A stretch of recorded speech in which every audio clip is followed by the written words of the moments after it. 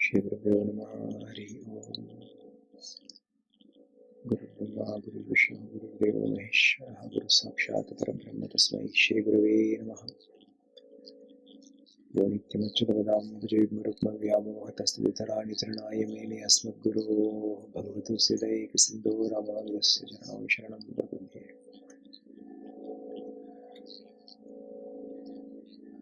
यस्य स्मरणमात्रेण द्वैतवासना प्रमुच्यते बोधात्मकाय नमस्तस्मै भगवते श्रीरमणमहर्षये हृदाकाशे सदा भान्तं शान्तम् आनन्दरूपिणं ज्ञानभानुमहं वन्दे सद्गुरुं श्रीसत्यसायिनं मम अन्तर्यामिनं।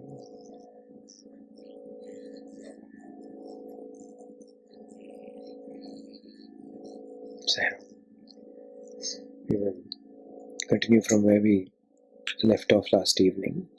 What sadhakas have to do now is this. First, viveka or discrimination is to be developed. That is to say, the capacity to distinguish between the eternal from the transitory and to decide what is worthy. Second, a sincere attempt has to be made to experience what is so chosen as worthy and true. Third, that attempt should not be given up, whatever comes along in the way. These three can be called genuine tapas.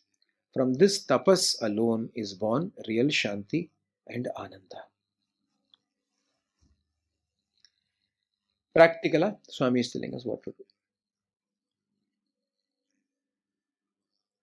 First, viveka, discrimination. What is discrimination for? No. All manners of concepts, ideas are exposed to us in this world. On the one hand, we look at society, the world. Because of the outgoing senses, we look at the world.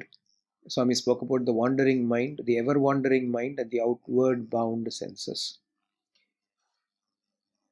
They allow us to gain information from the world about the world. All of us are only too familiar with this.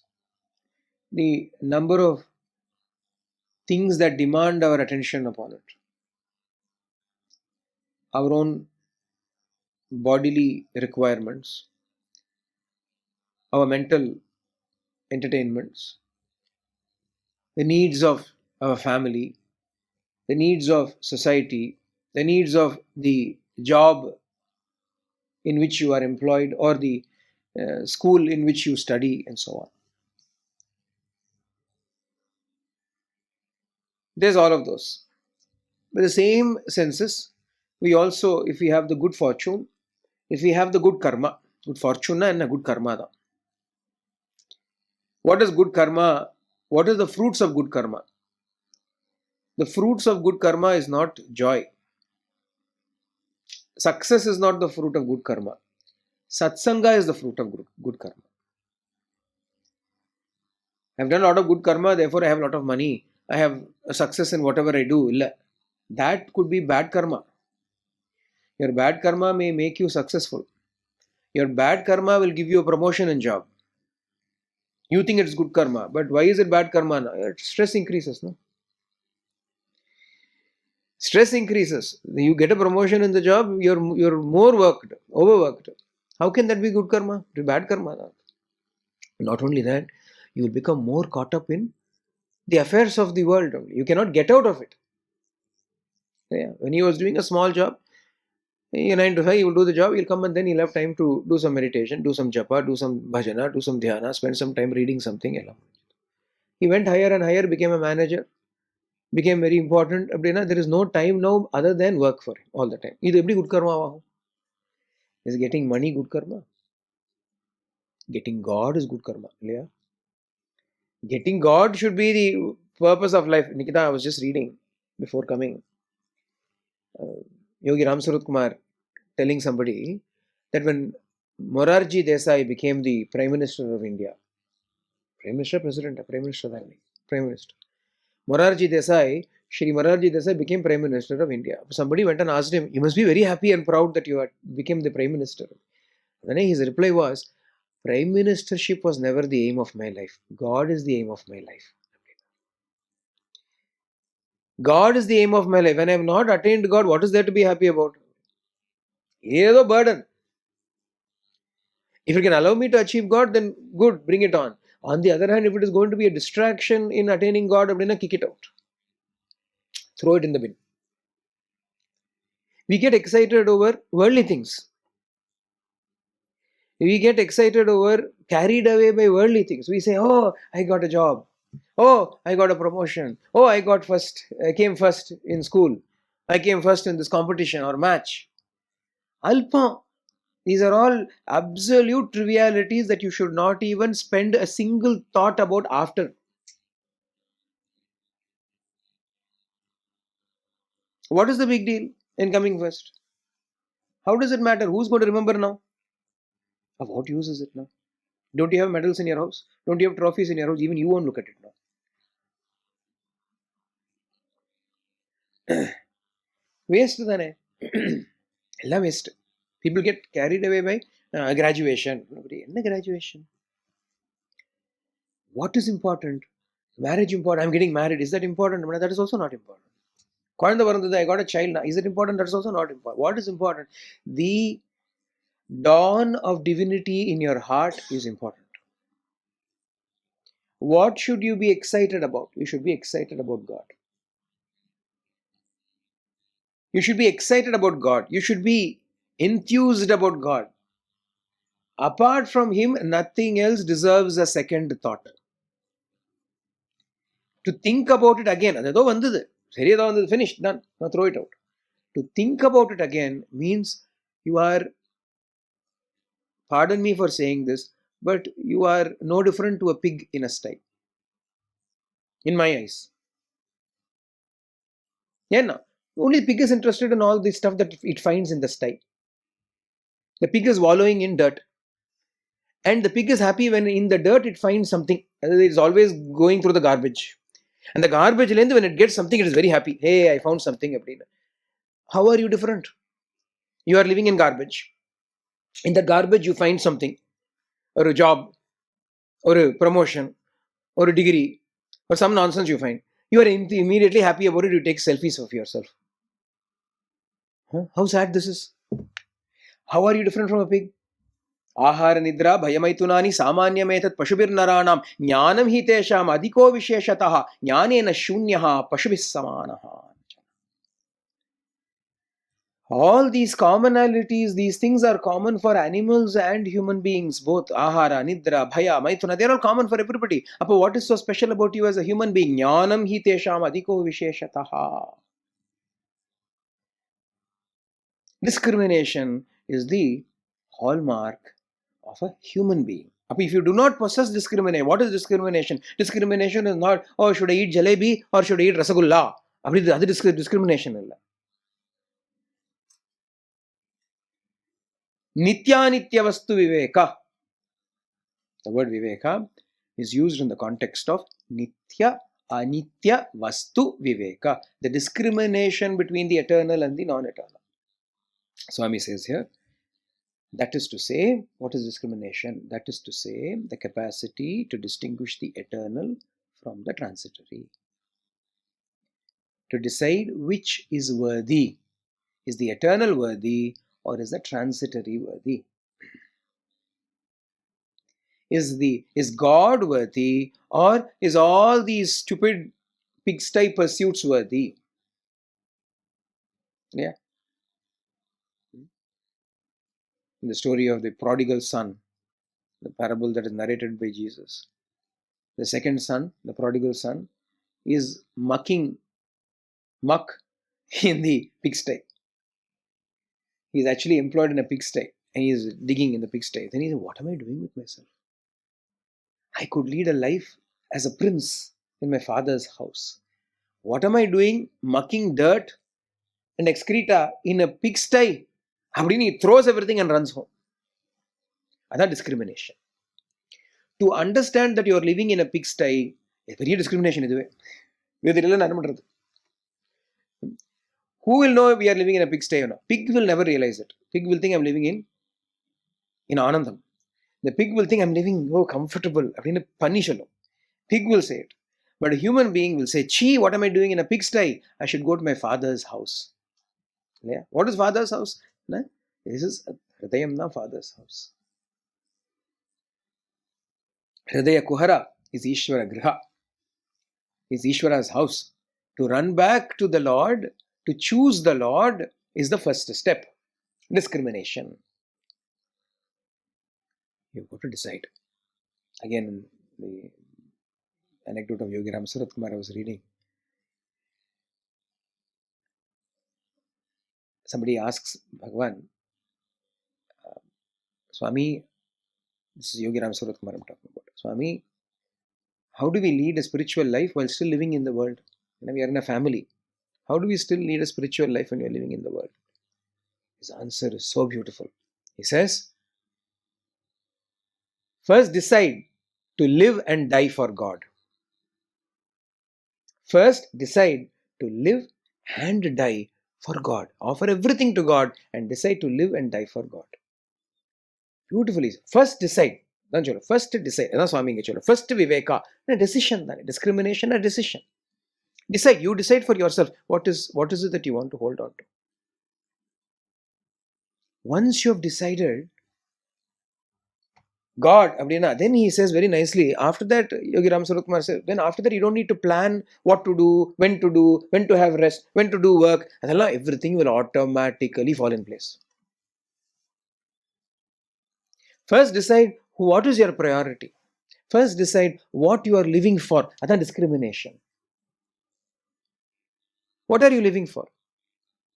If you're living for God, then how should your life be at the next step? What are you living for? Who is living for God? Touch your heart and tell me, are you living for God? Are you living for God? Because if you're living for God, nothing else will matter to you. That is the point. Are we living for God? Nobody is really living for God. That is where Ramakrishna would lament. People shed junk full of tears for wife and children and family and wealth and so on. But no one sheds even a drop for the sake of God.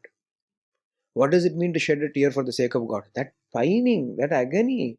I have not yet attained you. I have not yet come to the state where I can live for you.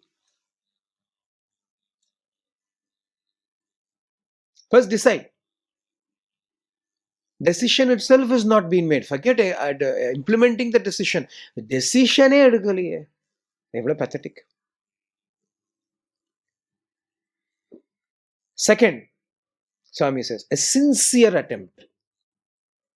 Success cholala. Swami doesn't say success. Swami doesn't say succeed. Swami says a sincere attempt has to be made to experience whatever it is that you have chosen to be worthy. You have chosen God. Now you have to make a sincere effort, a sincere attempt to acquire it, to attain it, to experience it. The moment that sincerity comes inside the effort, it will automatically crowd out, push out all distractions. Shraddha is sincerity. Shraddhavan labate jnanam. Bhagavan says in the Bhagavad Gita. Shraddha irundudutana enna arthana minus angiran nagaradu. What does it mean to have Shraddha? The mind will not swerve an inch from the goal. Vivasayatmika buddhihi.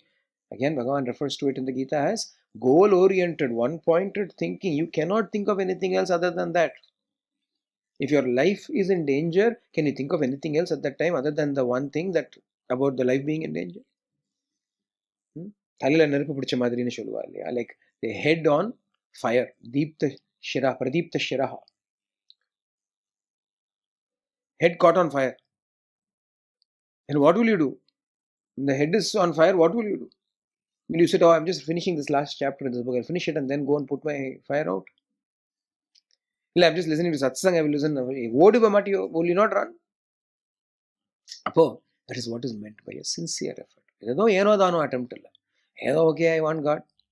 So whenever I have some time, 5 minutes a day maybe, I'll say, hey God, I want you. Finish done. Now let me get on with my business. What else is your business?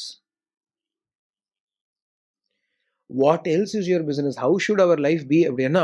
Once we have decided that I want to make a sincere attempt to get God, then all my actions do not have to change, but my thoughts will have to always dwell around that vicinity.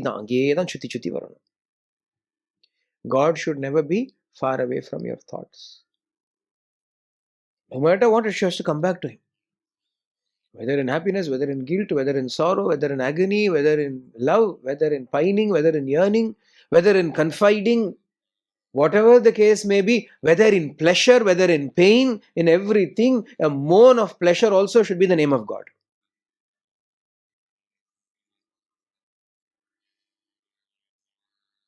You eating something that is sweet and nice and tastes, Swami. It's pleasurable. That pleasure is also, he has to be given to him. It has to be offered. It is not something that you offer, you remember to offer. Naturally, will you not think about him? அதுதான் சர்ப்ரைசிங்கா இருக்கு. Sometimes I'm surprised. Is it not natural to think of God? Why should we even make an effort to think about God? Is it not natural to think about God? Because don't you love Him? If you love Him, you will naturally think about Him. If you are not naturally thinking about Him, be very clear, you do not love Him. Face that fact at least. At least you will not kid yourself into thinking that you are devoted to God. You will not continue carrying on in a delusion that you are devoted to God. At least you will have a slapping, rude awakening, a slap in the face. Chee, I am not even devoted to God. அது கூட ஆரம்பிக்கலையே. I have not even started that. Forget jnana, forget atma vichara, forget Upanishads. At least I should have devotion towards God. Even that I do not have. But what use am I? That is the meaning of sincere attempt to experience what it is that you have chosen. And third, very important. Third, ஒன்னு decide பண்ணியாச்சு. I have decided. I have started. I have decided. Second, I have started. Third, never give up that attempt, no matter what comes in the way. Perseverance, determination, dhrida nischaya.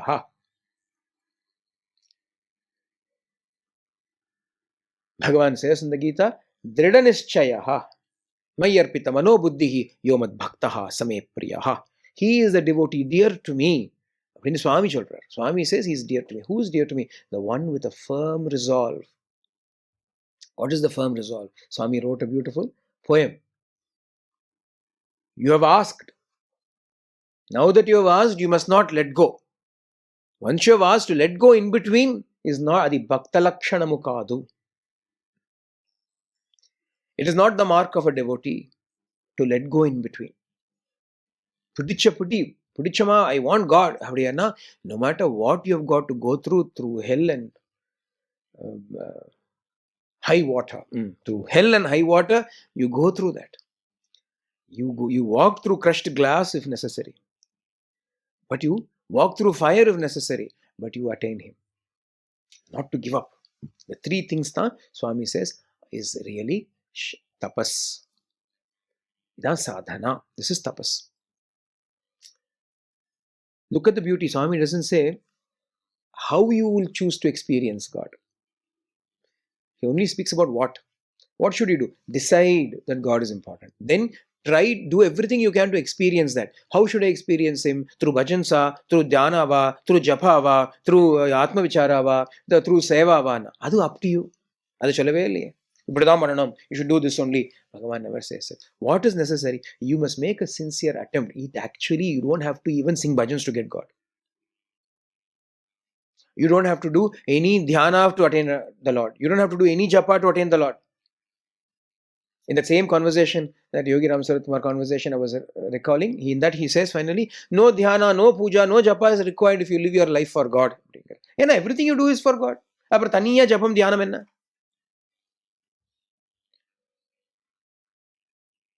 But this is very tempting to people. When you say no need of dhyana, no need of japa, body. No need of dhyana, no need of japa. Then what? I live for God. Live for God and then you will know what it means. Live for God means you cannot live for yourself. Adha artham. To live for God means you cannot live for yourself. You cannot live for yourself. You have to live only for God. That means you have to prioritize. It doesn't mean changing action. Oh, I should live for God. Abdina, what does it mean? So, can I still cook in the house? Can I still vacuum the house? Can I still wash the clothes? Can I still go to the job? Abdina, obviously, you can do all of that. But for whose sake? It is not the action that changes. It is the attitude that changes. It is not the action that changes. It is the attitude that changes. Swami says here, the Lord is Bhava Priya, not Bahya Priya. Bhava Priya, Bhavana attitude. Bahyamna activity outside. Bhavana attitude inside. Activity nala aida there. There is a nurse. A person is not well and a nurse is looking after that person. So what does the nurse do? The nurse comes to check on that person every time, feeds the person if necessary, cleans that person if necessary, administers medication to that person if necessary, says a few words and walks away. She does all that because she's paid to do it. This is the wife of that person. The wife also is doing the exact same activities. She also comes, in another case, the wife is doing, nurse is not, the wife is doing. So she comes and wakes him up, she comes and gives him food, she comes and cleans if necessary, she says a few words. Is there a difference between the nurse and the wife? Is there a difference? The nurse, what will she do? As long as she is in the bedside of this patient, she'll be talking. Next moment she goes, she'll be talking about to somebody else about something else. In the end, her mind is not on anybody. And the wife, on the other hand, even when she has left the bedside of the patient and gone into the kitchen, she'll be still thinking about him only. Yes or no? How should you be with God? You should be like the wife with God, not like the nurse. Nurse is paid to do so. For 1 hour every week, I will think about God. I will do bhajans. And because you are paid to do so, as it were. Sada Sarvakalamam, all the time, if I am constantly dwelling only in thinking about the Lord, I am married to Him. Otherwise, I am employed by Him. You have to decide whether you want to be employed by God or married to God. எற்றைக்கும் ஏழேழு பிறவிக்கும் உந்தன்னோடு உற்றோமே ஆவோம் உனக்கே நாம் ஆட்செய்வோம். Andal, ரொம்ப clever. What does she say? First she says, we will be related to you, then we will serve you. First she says, எற்றைக்கும் ஏழேழு பிறவிக்கும், even if I should take 7 words, உந்தன்னோடு உற்றம்னா relatives, I'll be closely related to you. உற்றோமே ஆவோம், அப்புறம் உனக்கே நாம் ஆட்செய்வோம், then we will serve you. Why relationship first? Serve na servant ஆடுவோமே அப்புறம். If you only seek to serve, then you'll become a servant. You'll become a paid employee. She doesn't want to become a paid employee. She says, why should I should be your wife. I will serve you after becoming your wife. So what did Perumal have to do? Perumal had to get married to her. Andalthar Kalyanam had to happen. Why get married? You want to serve me? You serve me. So many people serve me. Dasas. They are all slaves. They are all servants. They are all paid employees. I'll give some ananda to them. They will work for me. Am I a servant? I want to be married to you. Is there not a difference? Is there not a difference between a servant and the son? In the house, the servant also works, the son also may work. But is there not a difference between the servant and the son? We should not be mere servants, we should become sons. In the Christmas program we saw that first, messenger of God, then son of God. There is a difference between messenger and son. Messenger, he is a paid employee. You go to the world and convey this message and come. Yeah, sure. Whatever message, finished, come back. He is only interested in sending the message out. Son knows the father's heart. He will convey the message and he will not stick around with just that conveying the message. He will do something more extra if necessary. Hanumana Madri. Although Hanuman, we say Dasa, Hanuman only Dasan illiye. What did Hanuman do? Hey, go and find Sita. Okay, find Sita. Found Sita. Even come back. No, I will find out about Ravana also. I will destroy a bit of Lanka also. I will instill confidence in Sita. I will try and find a way to destabilize Ravana's entire. Ella mudichuttu I will come back. Yeah, messenger anda he will. Namakku enna pochu. We will convey the message. Come back. Why should we unnecessarily do more than that? And apdi yo, amma Ramarna. Is it not our Rama? Should we not do something extra for Rama? Apdi going the extra mile. Like that, we have got to forge a relationship with God. That is the meaning of saying that choose God. First decide. Live for God and die for God. Then there is no room for any selfishness in that. There is no room for any personal agenda in that. எனக்கு வேணும், என் குழந்தைக்கு வேணும், என் குட்டிக்கு வேணும், என் ஆத்தாக்கு வேணும், என் ஆம்படையாளுக்கு வேணும்.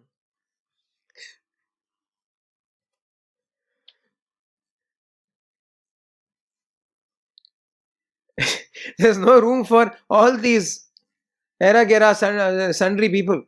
Ishwaran da, Bhagavan da. Then what do you do? Then after that you do everything for your mother and your aathalukum amdalukum panninde paravalla onnu thappu illa. Then you do what is necessary for your mother, you do what is necessary for your wife, what is for children, what is for your work ellam pannu. But there is no selfishness involved in it. You are doing it all for the sake of the Lord. There is only a small attitudinal shift that is required before you decide to live your life for God and live your life for yourself. Nothing changes. No action changes. Only attitude. அதுதான் பாவ Priya, not பாஹ்ய Priya.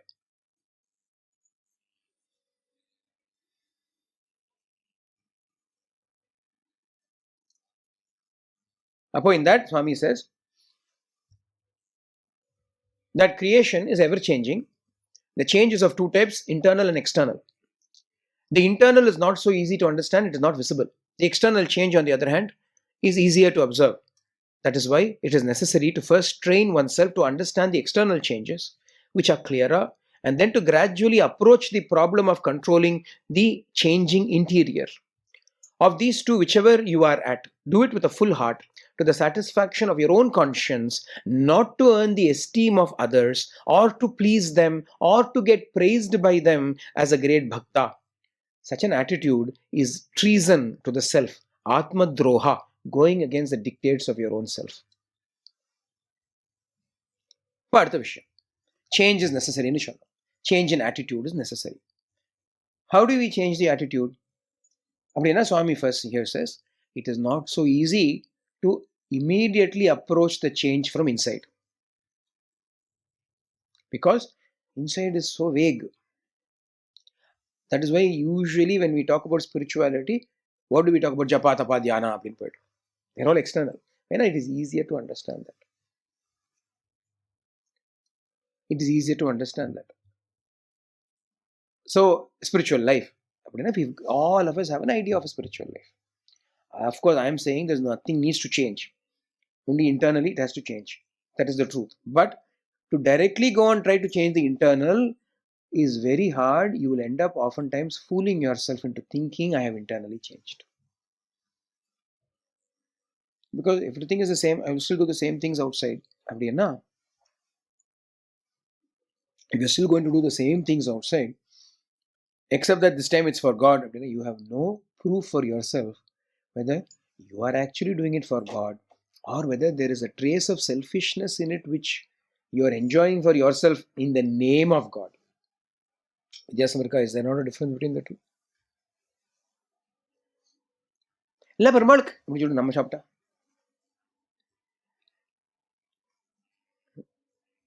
They're making prasadam for, they're deciding what prasadam to make. It's a festival. Enna prasadam pannalam? What prasadam shall we make? Abdina. Akkara prasadam saapra romba naalachu illaya? It's been a long time since we have had this particular sweet. Adha panna enna? Yarukku pandra? Who are you doing the prasadam for? You have not had Akkara Varsal in a long time. So you want to make Akkara Varsal. Appo, who are you making it for? Arambathile it's for you. Pona porthu we will offer it to the Lord.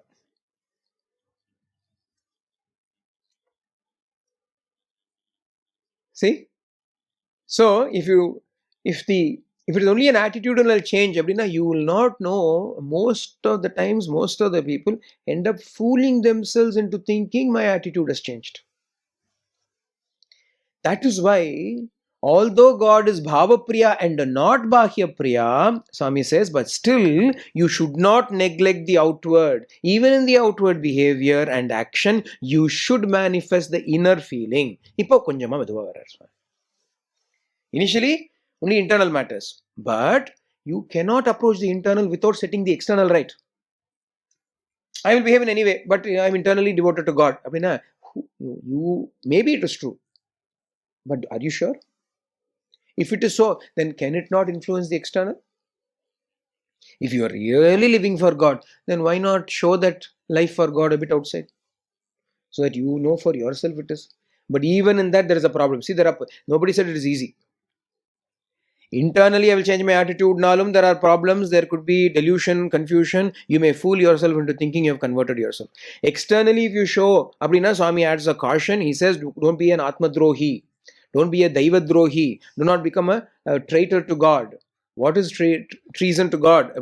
If you are doing it for the sake of acclaim, for praise, for appreciation, for others, to please others, to win their esteem, to get praised by all of them as he is a great bhakta, that is only external.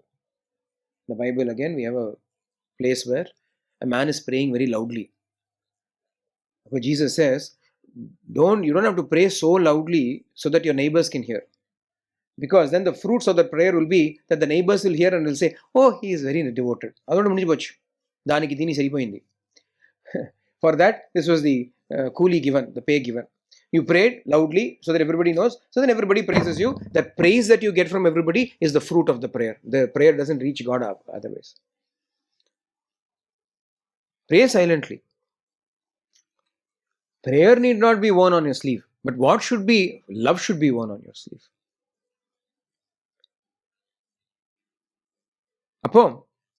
But at the same time, balance. This balance is very important. Internal is important. Outside is also important. But the inside should not be fooling yourself. The outside should not be fooling others. The outside should not be for fooling others. The inside change should not be for fooling yourself. Be true to yourself. Since that is why Swami already prefaced it by saying a sincere attempt has to be made to experience whatever it is that you have chosen. Sincerity, you and God alone know the sincerity. No? Others need not know. It is enough if you know and Bhagavan knows it. That gives a chance for experiencing the feeling of Shanti in fuller measure. For the taste of Shanti must be enjoyed through thought, word, gesture, and deed. Mano, Vak, Kaya, Karma. Already we saw that. How should we enjoy Shanti? Manasika Shanti, Vakliyam Shanti, Kayika Shanti, Karmika Shanti. In all the four, this Shanti, this Ananda should be enjoyed by us. It is only when Shanti is enjoyed in all the four does it become Paripurna or complete. In other words, when the mind fades away, attaining Manolaya, the stage designated as true Shanti or Yoga is reached. How long, when does this Shanti reach its fulfillment? It starts with Shanti in your actions, Shanti in your physical existence, Shanti in your words, ultimately Shanti in the mind. What is peace of mind? When not a piece of your mind remains, it is peace of mind. A single piece of the mind also should not remain. Ilena, you will be wanting to give somebody a piece of your mind. I'll give him a piece of my mind. You will be yelling at him. Shanti. So, how should the Shanti be? When Manolaya is accomplished.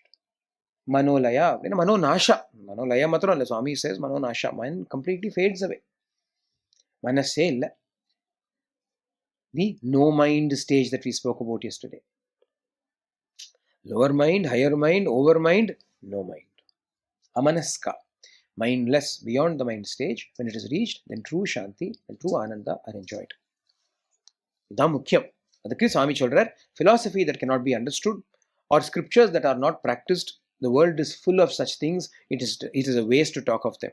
Real change must be brought about in everyday activities, daily conduct, and the behavior of man, for these are within the experience of all. They can be easily practiced, and their purpose can be clearly grasped. It is only when these are transformed that the inner Atma, deeper and more mysterious, more essential, can be understood.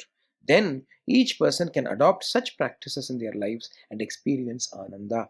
In every little act, activity, and word, one should discriminate and adopt the Uttama Marga, the highest path. This is the sign of the genuine sadhaka.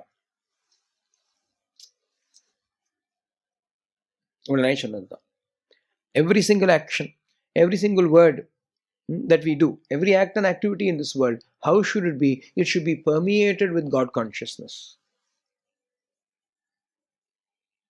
It should be filled with the thought of living for God, doing things for God. If your involvement with God is so much, ultimately it comes back to that. All your sadhana, your sincere effort is to again and again and again and again tell yourself in 30 pasurams. For instance, now Margari Masam is going on, Margari month. Andal gave 30 pasurams during this month. In each pasuram, she says the same thing. Like how Ramana Bhagavan says the same thing in Akshar Manamale. Arul, Arul, Arul, Arul.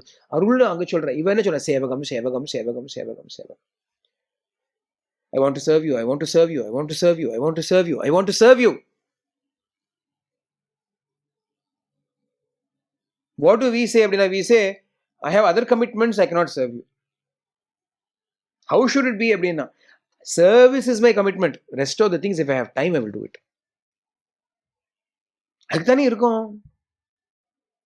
You're living for God. If whatever is necessary for that, again, repeating it so many times, nothing has to change outwardly, but you have got to live for God. And the proof that you're living for God is God is never far away from your thoughts. Even in your daily activities, you're thinking about it. Swami used to give beautiful examples. Swami would say, if you're making chapati, the ladies, he would say, don't think that you can't go here, go and attend satsang or come for bhajans or darshan, and because work is there at the home. Remember, harmonious as Swami Silva. You don't have to leave the work and come. You roll chapati, but while rolling chapati, you think you're increasing, expanding your heart for the sake of God. The chapati, round out the we take chapati, a round ball, then we go on rolling, it becomes bigger and bigger and bigger. But what is chapati rolling now? He says it's an expansion of the heart for the sake of God. If you have to sweep the house, this is the example Swami would give. Sweep the house thinking, this is Swami's house, I have to make it clean. It is Swami's house, I have to keep it clean.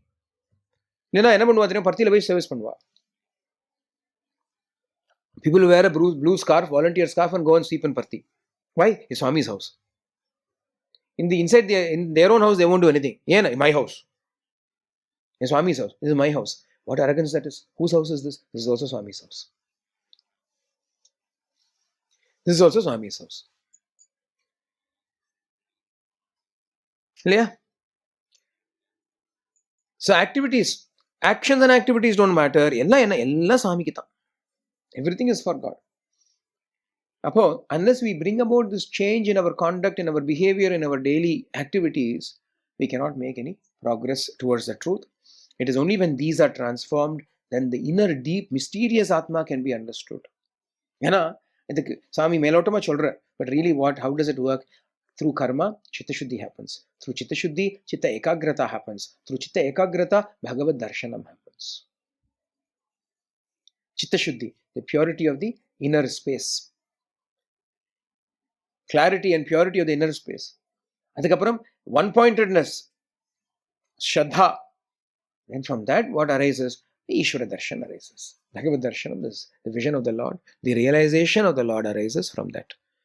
And then the Atma becomes easily grasped when we change our conduct. Everything is done for the sake of the Lord. Tadarpita akila acharata. Tad vismarane parama vyakulata iti. Narada in Bhakti Sutras describes bhakti. And he says, what is bhakti? Tadarpita akila acharata. Offering unto him all one's activities and suffering extreme agony if you forget him. Tad vismarane paramavyakulata. Enna, enga vyakulata varum. Adukku first he says arpita acharata, then paramavyakulata. First he says offer all your activities to the Lord. By doing so, what have you done? No matter what you are doing, you are still thinking about Him. You are not forgetting Him. When will you forget Him? When you are so carried away by the work, you will forget Him. Apo, when you realize that, what should you feel? Paramavyakulata, extreme anguish and agony. Alas, I forgot you for the sake of this stupid thing. இந்த அல்பத்துக்கு ஒன்ன மறந்தேனே, அல்ப பிரயோஜனத்துக்காக ஒன்ன மறந்துட்டேனே. I have forgotten you for the sake of this trivial, useless work, useless thing of the world. Which, tell me one thing in this world that is useful. Tell me one endeavor in this world that is useful, that is lasting, that is permanent, that can give you eternal ananda. Tell me one thing in this world. உன் குழந்தை காப்பாத்துமா, உன் குட்டி காப்பாத்துமா, will your wife give you eternal ananda? Will your children give you eternal ananda? If so, then when you're sad, you should think about your child and feel happy. Can you? You're sad for some reason. Appo, you love your mother, you love your father. Oh, I will think about my mother, I'll feel happy. Yarka. Has anyone gotten rid of their sorrow by thinking about relatives? Think about it. You give so much time for them, no? But by thinking about them, can they take you out of your sorrow? Thinking about God, can He take you out of your sorrow? Is it not very clear? Nothing in this world can be on par with Him. Nothing in this world can equal Him. For Him we live and for Him we die. When we get this resolve, every action is done for Him. Every little thing is dedicated towards Him. For His sake. Sarva karma bhagavat prithiyartham. All actions are done for the sake of the pleasure of the Lord. Idu maranam. This change has to slowly come in. And let me tell you one thing. Whether you agree with me or not, what I'm saying is the truth. You may think this is too much. If you feel this is too much, all this is not necessary, all I can say is, doesn't matter. Life will teach you later on the same lesson. And this is a bottleneck everybody has to go through. If you do not agree with me right now, you're not ready. This is not arrogance or ego which I'm saying. All Jnanis and Mahatmas have kept on saying the same thing. Swami is saying the same thing here. Based on their words, I'm confidently uttering it. Based on Swami's words, I'm confidently uttering it. And it is the truth.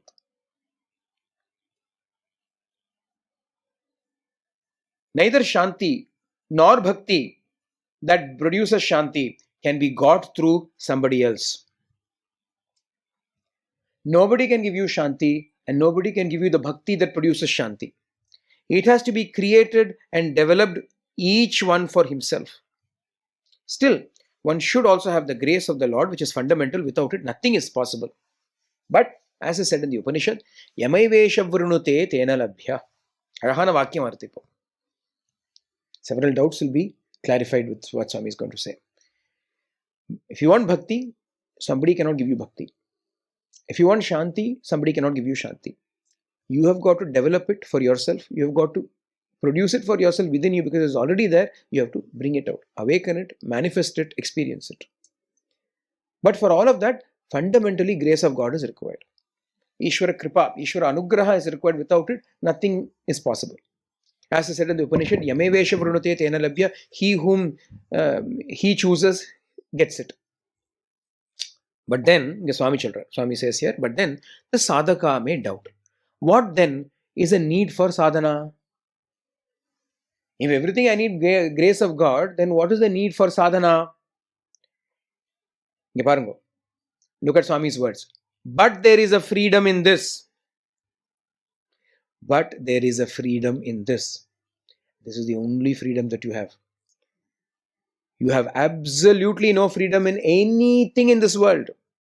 In any of the affairs of this world. You may plan to go to Canberra, but you have no freedom to do it. And everything will collapse around you.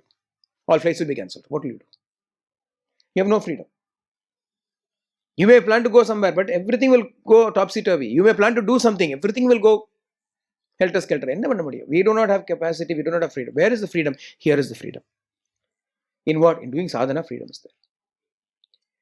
Instead of exercising the freedom that we already have, we are trying for freedom that we do not have. You're foolish. இருக்கிற freedom use பண்ணுவோமா, இல்லாததுக்கு தேடிட்டு இருப்போமா?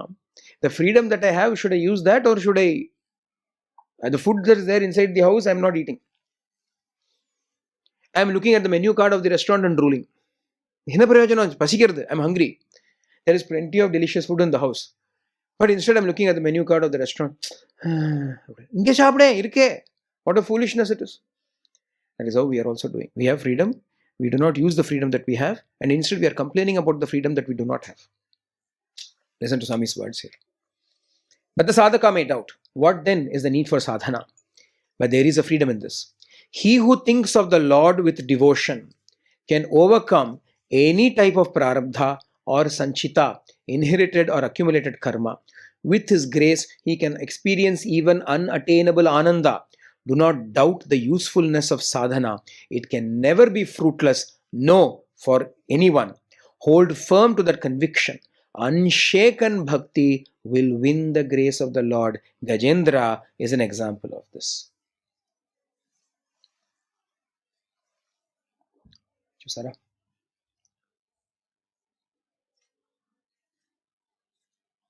Why sadhana? Without sadhana, you can attain the grace of God.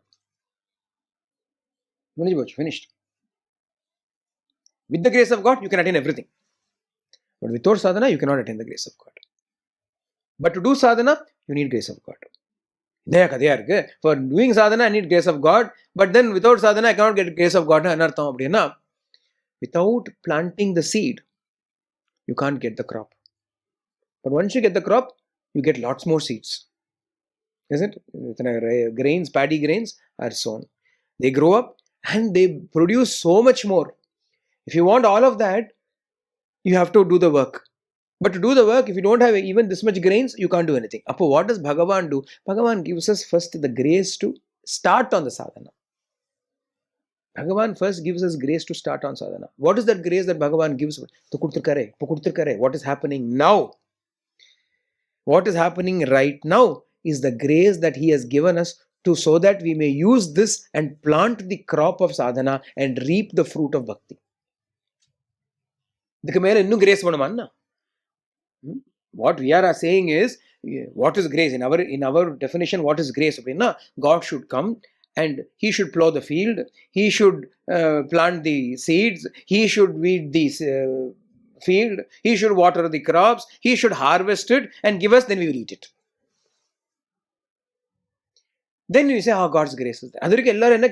Without God's grace, how can I? Without God's grace, how can I do sadhana? Without God's grace, how can I do sadhana? But there is a freedom in this. These are the key words for us. But there is a freedom in this. What is the freedom? The grace that is given, the satsanga that is given, the truth that is expounded, the exposure that we get to divine prema, we can use that or waste that. We can either use that or waste that. Swami is going to say later on, the Prashanti Vahinile, Swami is going to say that the Kauravas enjoyed happiness and prosperity as a result of whatever good they did in the past. But while enjoying the merits of the past, they misused it by doing all kinds of evil things. The Pandavas enjoyed misery because of something they did in the past. But while undergoing their sorrow, they made sure they did dharma. Likewise, for us also, for all of us also, if we are sitting in satsang, we are exposed to this truth, if we've been to Swami, if we have seen him, we have felt his love, we are learning about his teachings and so on, it is the crossroads in which we are standing. Now we have the freedom to choose the direction. That freedom is entirely ours. By Swami's own words, they are ours, but there is a freedom in this. How you will implement it, perhaps you do not have a freedom. Again, I will tell you this. How you will end up implementing it, you may not have a freedom. For you, the path may be dhyana. For you, the path may be bhajana. For you, the path may be japa. For you, the path may be vichara. That is already determined by your Prarabdha, your samskaras, your vasanas, your impressions from the past, all of them put together will decide the path you should tread. But the decision to tread the path is entirely yours. This is what we have to understand. This is where the freedom is.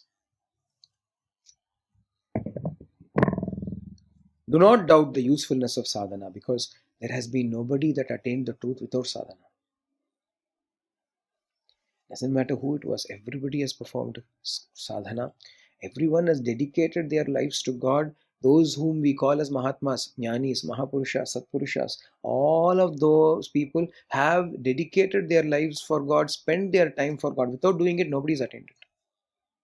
There is not one exception to it. Even Ramana Bhagavan, who you all think may have attained it all of a sudden out of the blue at the age of 17, spent months altogether in caves and shrines. What was he doing? Tapasya da. Ramana Bhagavanla or chinna vidyasam enna. What is the difference between Bhagavan appadina? Most people have to do sadhana and then attain it. Bhagavan did it and then did sadhana. Attained it and then did sadhana. Most of the time, it flowers and then fruits. Ramakrishna would say some things are there where it will fruit first and then flower. But Tapala, he still had to do what he had to do. It was not then considered sadhana by him. Because sadhana means accomplishing something. Accomplished it, but he still stayed in that. Tapasya was still done. Because without that, one cannot attain this truth. All kinds of karma can be overcome when we attain the grace of God, and the grace of God is attained only through thinking of the Lord with devotion. Araha Chodra Swami, what is, you think of him with prema. You think of him with prema. Oh, I think of him for half an hour with prema, then it is not prema, you are thinking of him with effort. There's a difference between thinking of him with love and thinking of him with effort. Love makes it effortless.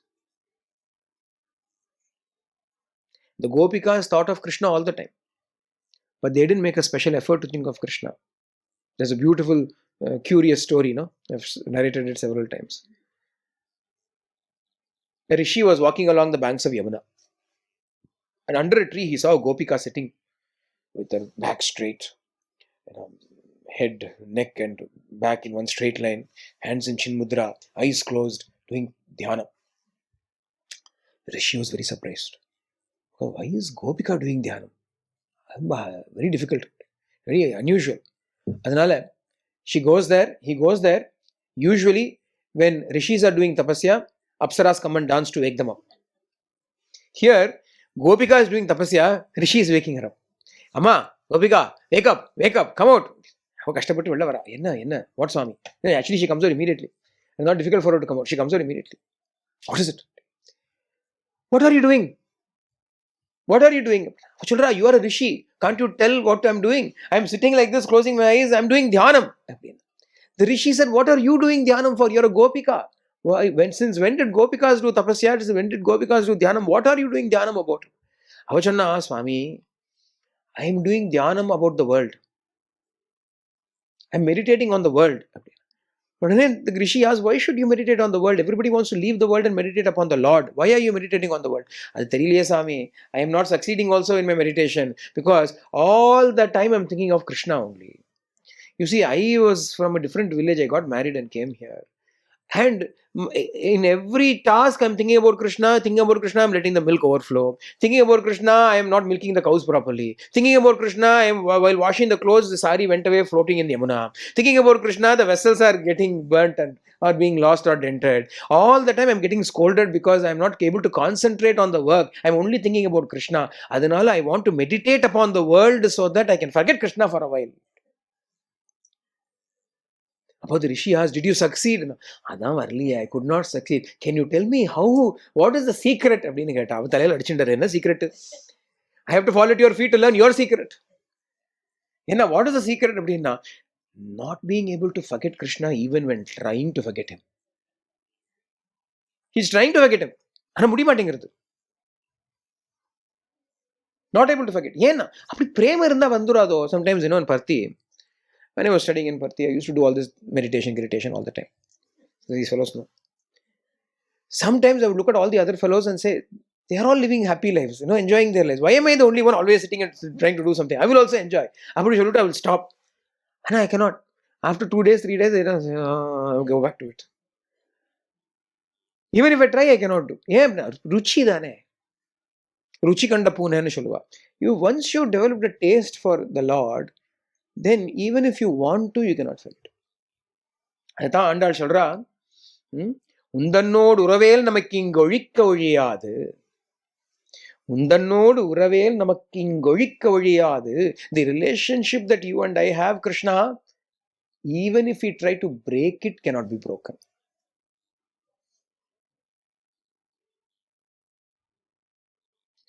அதான் மீராவும் சொன்னா, Joe தும் ஜோடோ பியா my நஹி தோடு. What you have joined, who can break it? Bhagavan should come and catch hold of us, then who can break that relationship? And the madri, we've got to do sadhana. That is the kind of prema that we've got to develop in our lives, so that Yamayavesha Varunute, Bhagavan should choose us. Upanishad araha choludutu. We think Upanishad means it is some kind of a very great very deep jnana அப்படின்னு நினைக்கிறோம். இல்ல, Upanishad, what is it talking about அப்படின்னா Madhura Bhakti. Upanishad actually talking about Madhura Bhakti. ஏன்னா யமை வேஷ விருணுதே தேன லப்யா அப்படின்னா என்ன அர்த்தம்? மாலையளித்தருணாச்சல ரமணயன் மாலை அணிந்தருளருணாச்சலா. மாலை அளித்து, choose me, யமை வேஷ விருணுதே அப்படின்னு சொல்றது. He whom that Brahman chooses, it seems. விருணுதே அப்படிங்கிற வார்த்தை வரம், all comes together. Swayamvaram. The word of Swayamvara. Swayamvara means the bride goes and garlands the groom of her choice. Several kings will be standing. The princess will go with the Varamala and she will look at the person that she likes and she will select him. So, Upanishad is saying, you stand in a line, Brahman will come and garland you. Brahman will come and garland you. Adu choose pannu, it will choose you. Vrunute. Adudha Varenyam. Brahman is Varenyam, that which is to be chosen. Brahman will choose us, it seems.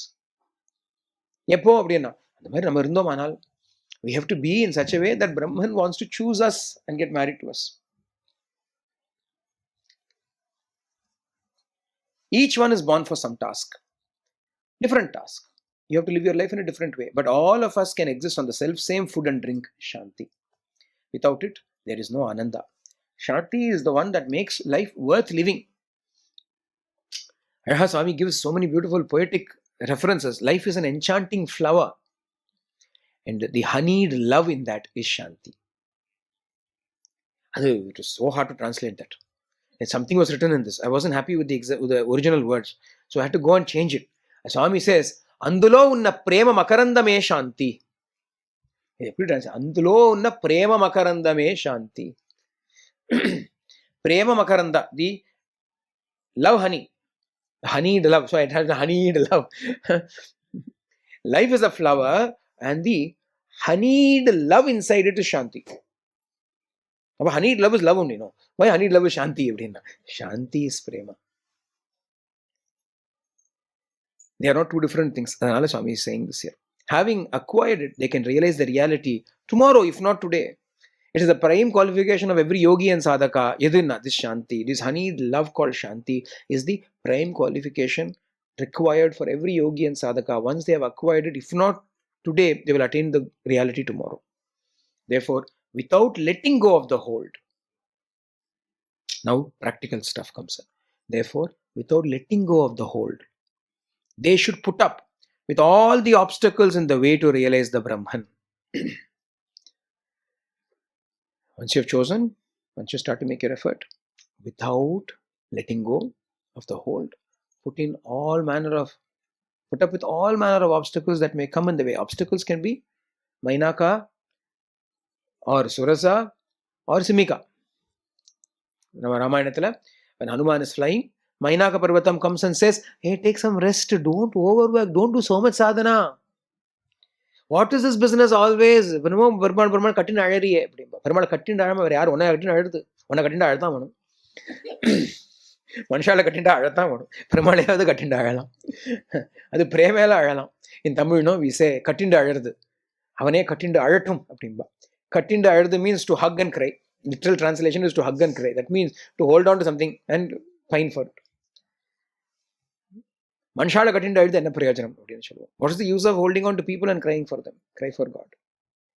Enna Ayudal unnai peralame. Manika Vachikar says. Ayudal unnai peralame. If you cry for God, if you sincerely cry for God, you can attain the Lord. You know why? Because He cannot bear to see you cry. He is not a block of stone. When children cry, we can't take it. We can't take it, no? What do? First we scold them. Hey, don't keep crying all the time. Oh, it will cry even more. Seri, what do you want? Why are you crying? That's what happens in the life of devotees also. You should not let go though. If your path is crying, then cry until he cannot take it anymore. Until he comes to dry your tears. Cry until he comes to dry. Usually what happens when the devotee cries, Bhagavan doesn't like devotee crying. His first reaction is to ignore. When he ignores, what you should do? You should cry more. Appa, unable to take it anymore, he will come and say, okay. What do you want? You want me? Okay, I'm here for you. For ma. He will come and give himself to us. Therefore, without letting go of the hold, they should put up with all the obstacles that come in the way. Whether it is family, whether it is prarabdha karma. We want to attend satsangam, but some obstacle comes in the way. What did Hanuman do? Seri, Surasa came, what to do? I have to be eaten by her. I will go into her stomach. Tata, bye bye, Rama. What to do? Rama, I also wanted to help you. But what to do? Surasa wanted to eat me. Use your yukti to find a way and then come. Cross. Wife has a headache, I won't come to satsanga. Find a way to solve it and then come. Adam Manano. Wife has a headache, I will not come to satsang. This is a reason. Even if you have a headache, you should come. Only wife is having a headache. What is preventing you from coming? Otherwise, obstacles we will get every single obstacle will slowly start to dull our edge. Without our realization, our intensity will start to become dull because we are thinking in our mind logical reason, legitimate reason, valid reason. And the intensity will slowly start to fade when we allow these obstacles to come and cover us up. It's only one coating of ashes. If you let it go, before it's long, the fire in the ember will die out. Even if it is one coating, blow it, let the fire blaze. People say, oh, wife has a headache, I cannot come for satsang. If I should say, wife has a headache, I will cancel satsang, what will happen? Do I cancel satsang because somebody has a headache? Even if I have a headache, I do satsang. And how can you say, I will not attend satsang because wife has a headache?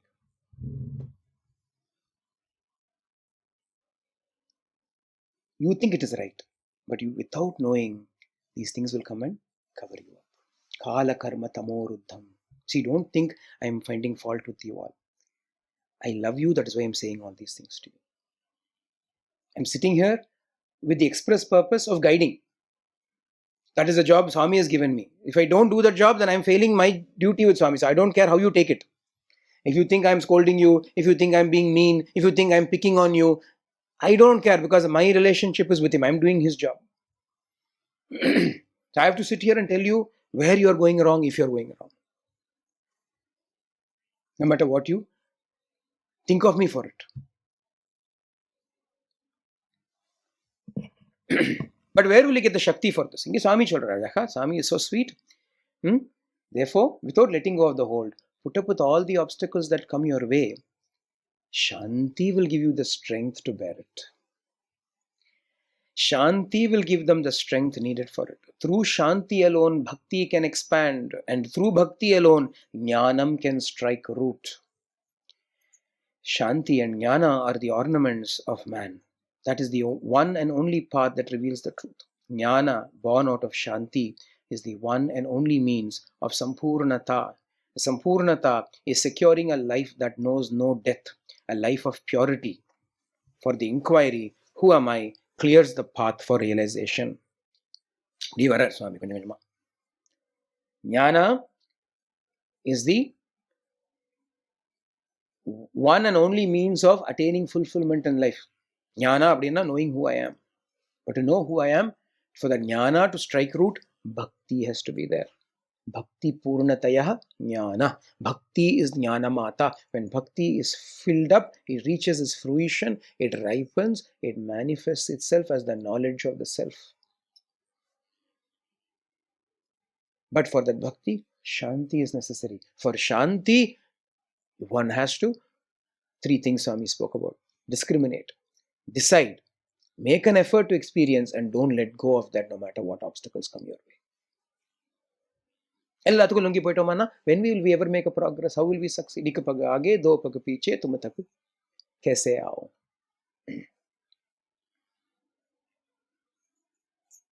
Certain things, no commitments can come in the way, because these are the ones that should be commitments. What should be the commitment? Your appointment with God. Your Paramahansa Yogananda, in his discourses that have been written as in various books, Divine Romance, Man's Eternal Quest, books, very beautiful discourses that he has given. They have transcribed those discourses and they have put it all into articles in that book. In that he will say, when you make an appointment with God, never miss it. He says, when you make an appointment with God, you must never miss it. That is the great commitment that we make. Our life is the appointment with God. We cannot miss it. We cannot miss God in this. Other things we can miss. Do you know why? Because other things you have done several times in so many births. This thing you have never done. If you had done it before, you will not have been born now.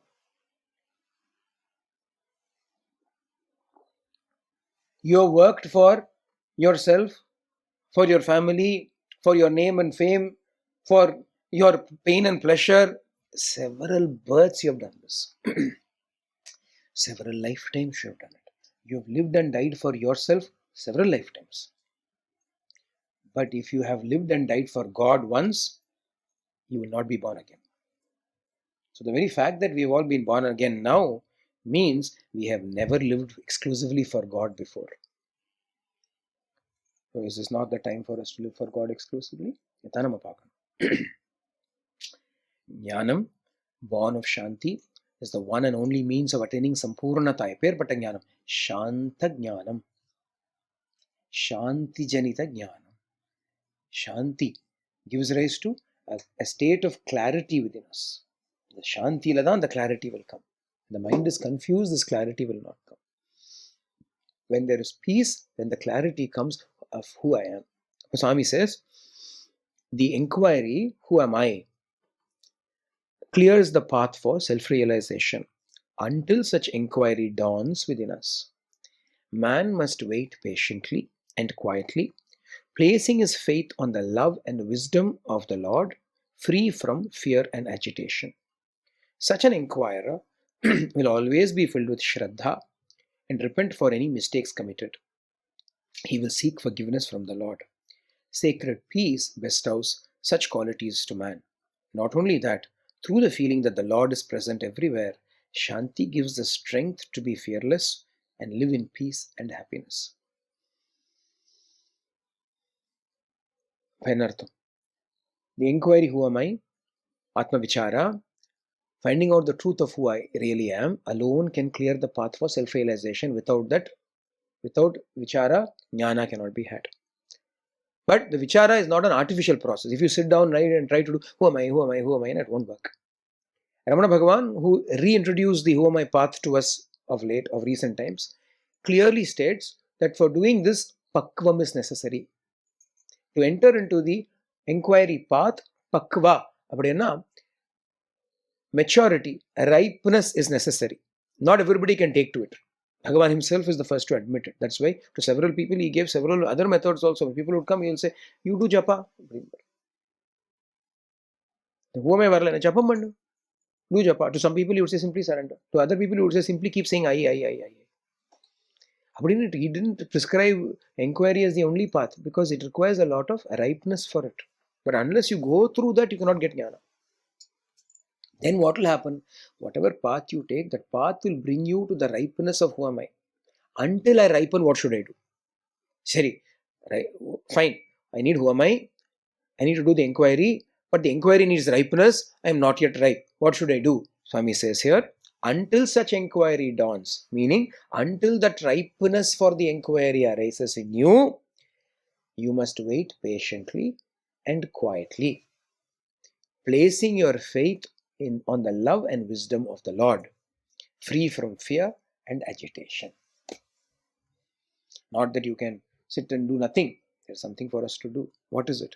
Focus our attention on His love, on loving Him. How else will we become ripe? Ripeness means loving Him. Ripeness means living for Him. That's ripeness. That is how we develop the maturity required for it. Free from fear and agitation. Free from fear and agitation. Now, how do I become free from fear and agitation? Oh, good. Give me that. Swami says, the feeling that the Lord is present everywhere will give rise to Shanti and the strength to be fearless and live in peace and happiness. Free of fear and agitation. What gives fear to us? Something is going to go wrong. Something is going to go wrong is giving fear. Something is going to go right in a fear. Are you afraid things are going to go right? Does anybody have a fear that, oh no, it will go right? I'm cooking. Oh no, I'm very afraid it will turn out well. Nobody has a fear. Where is fear? It will go wrong. Fear. It will go wrong. I will be alone. I will be helpless. No fear. What will allay that fear? He is with me. God is with me. Will immediately get rid of the fear. Fear is not there. Fear. If God is not there, that's why Swami says, why fear when I'm here? Why fear when I'm here? It is not why fear, I'm here. I'm right next to my wife. And he is standing next to his wife. Why fear? I am also here. Absolutely no fear because he and his wife are near. Why fear when I'm here? For the idea that faith in the absence of the ripeness for inquiry, the faith that He is with me is what should be cultivated. Constantly, He is with me. He is with me. You are with me. You are with me is better. He is with me is third person. Referring to God as a third person, who are you talking to? He is with me. Who are you telling that? Bhagavane, you are with me. You are with me. You are with me. Swami, you are with me. Talk to him. Only then he is with you. Otherwise, he is with me. He is not with you. They are only with you. Isn't it? No. God is with me. If you are going to refer to God in the third person, you are actually talking to somebody else as a second person. That means you are acknowledging them being with you, not him.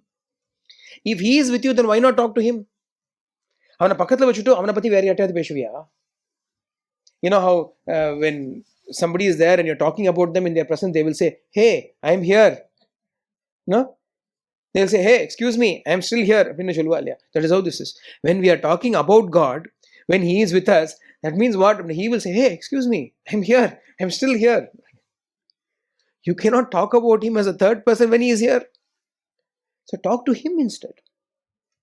Swami, call out constantly, whether you are in pain or in pleasure, whether it is rain or shine, joy or sorrow, hope or despair, whatever it is, what? Swami, Swami, Swami.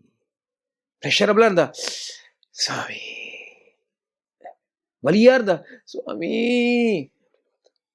Where there is excitement, Swami. Ellathukum oru Swami porume. You know how in Parthi we use the word Sai Ram to mean everything. For everything, Sai Ram only. Whatever we want to convey to them, Sai Ram. Sai Ram. Somebody has done something for us now. Sai Ram. Thank you. You want somebody to do something for you. Sai Ram. Please. Sai Ram. Hey.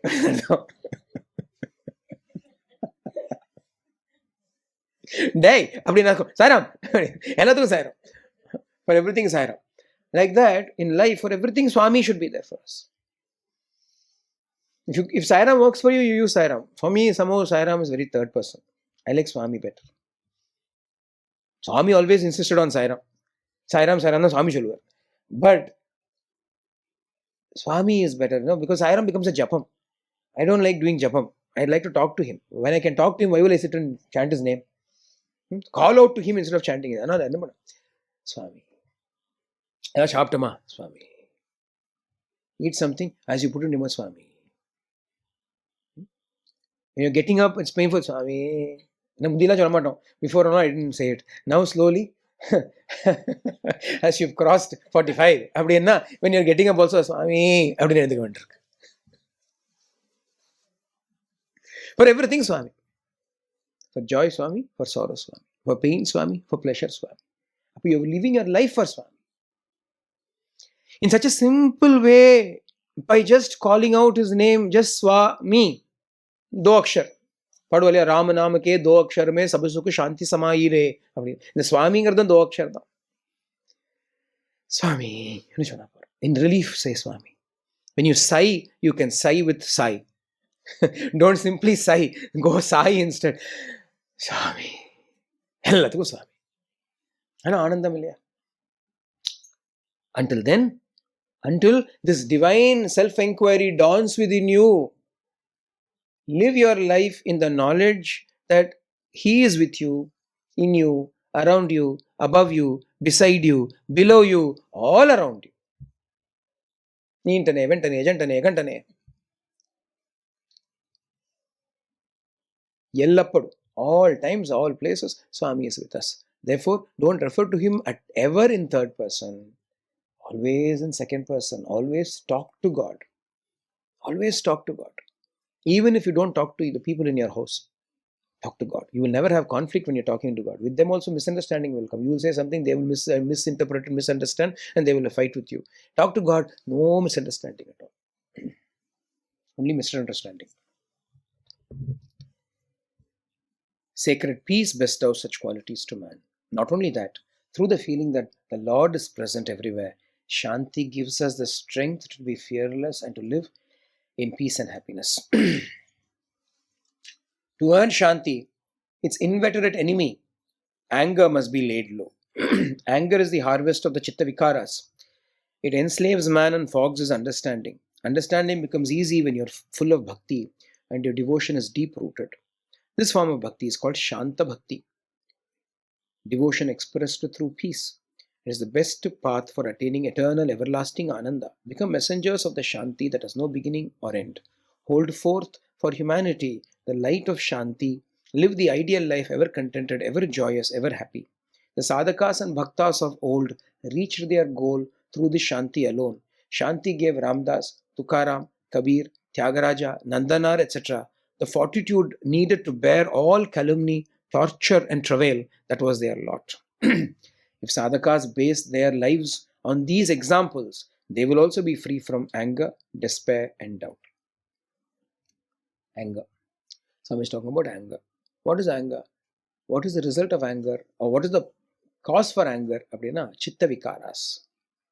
Frustration. When are you angry? You are angry when you are frustrated. When things don't go your way. When people don't behave in the way which you expect them to behave. Yeah, anger comes only because of that. Expectations are frustrated. Then anger arises. So what should you do? At that time when anger comes, what happens after that? It enslaves us, fogs our mind, confuses our understanding. We do not know right from wrong. Krodhat bhavati sammohaha. Bhagavan says in the Gita, Krodha brings delusion. To get rid of the delusion, what should we do? To get rid of anger, what should we do? Bhakti, the Angiya method. Bhakti is the means for everything. What kind of bhakti? Shanta bhakti. Bhakti expressed through Shanti, peace. Adhikku, what should we do?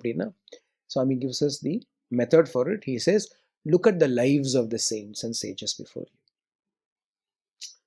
you. Ramdas, Bhadrachala Ramdas. Bhadrachala Ramdas built a temple for Rama. And as a reward for building a temple for Rama, he was imprisoned for 14 years and underwent torture in the prison of the king, the Muslim king, Tanesha.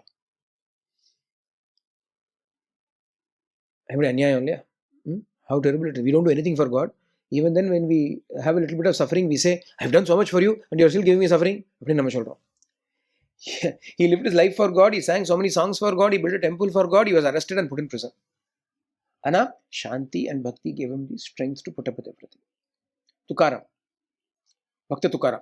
Tukaram was a very, very noble soul. Anna, nobody understood him. His wife didn't understand him. She would keep beating him. She will keep yelling at him. She will keep doing all kinds of things. Tukaram Pasham. He kept quiet for everything. But she was devoted to him in her own way. Anna, she expected him to be, mind the family. I have a family, I have children. Should you not look after my family? Should you not look after the children? Look at the clothes we are wearing. Look at the food that we are not having. Can't you do something about it? She would yell at him. Tukaram was lost. Tukamane, Tukamane, or what? He was singing abhangs. Never bothered about it.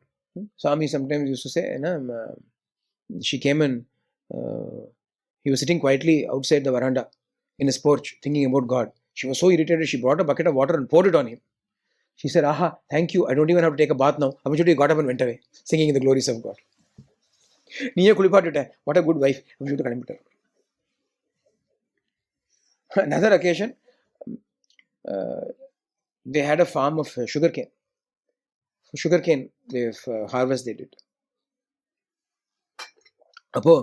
She told him, at least today, go and sell all the sugarcane. With the money that comes, buy some clothes and food for the family. Yeah, sure. All the people came, all the children came. Tukamane, singing his abhangs. Everybody came, everybody took a sugarcane. He take. Vittal. Vittu vana vittal untaru. But vittal. Vittame varla kadisila. No vittam came, no money came. One sugarcane piece alone was left. Of the whole thing, everything went away, no money, one sugarcane piece was left, so he brought it home. Mommy is coming out. What happened? Vittal took everything and went. Only Vittal gave this to us. She was so angry. She took that stick without even seeing that it was her husband. She gave one thrashing to him with the sugarcane. The beating was so powerful, the sugarcane broke into 3 pieces. 3 pieces of sugarcane broke. You know what Tukaram said? I was wondering how to distribute the sugarcane between you and the 2 children. You have solved the problem. Here, you take this piece, you take this piece, you take this piece. Rama Krishna Hari Jai Jai Panduranga Hari. I mean, he hurried away.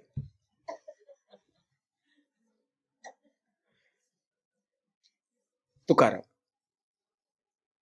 Example that we learn is from Tukaram. Kabir. Kabir was born as a Muslim. His Prarabdha made him born as a Muslim. Anna, he was devoted to Rama. I mean, imagine how it will be for a Muslim man living in those days to call out Ram, how much his community would have given trouble to him. He could not convert also. He was still a Muslim only. Anna, he was being tortured by his community. In the midst of it all, he was Ramamayam. Everything was Rama. Guru Kripa Anjan Payo Mere Bhai Rama Bina Kachu Dekat Nahi. Guru Kripa Anjan. I got the grace of the Guru, and now apart from Rama, I cannot see anything.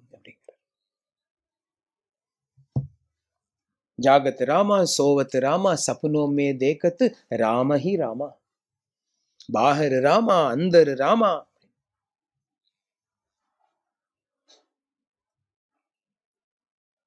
कहत कबीरा अनुभवनी का जहां देखे वही रामा ही Rama.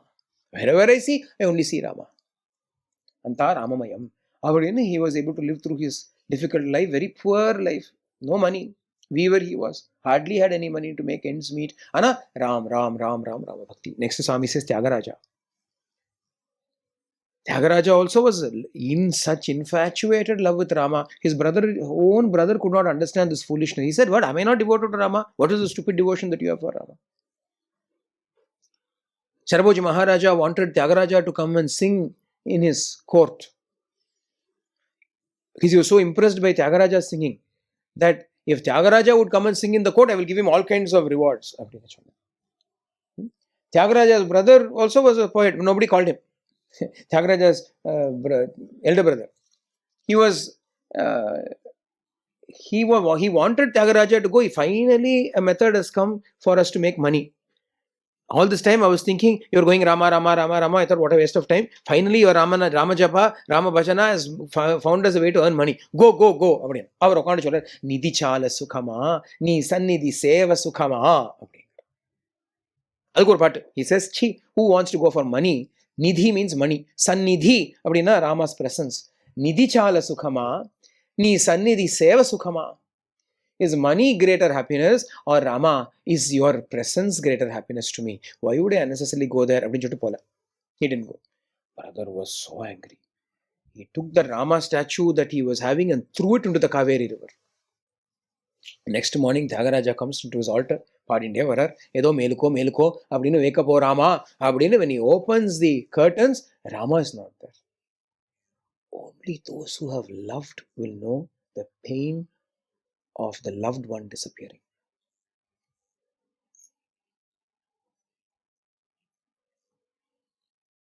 The sorrow of Tyagaraja cannot be explained. So many songs came in that sorrow.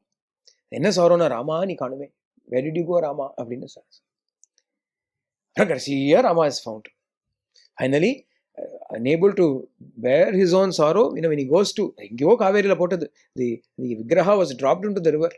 But one day when he goes to have his dip in the river, suddenly he comes up with the Rama Vigraham that he had lost. He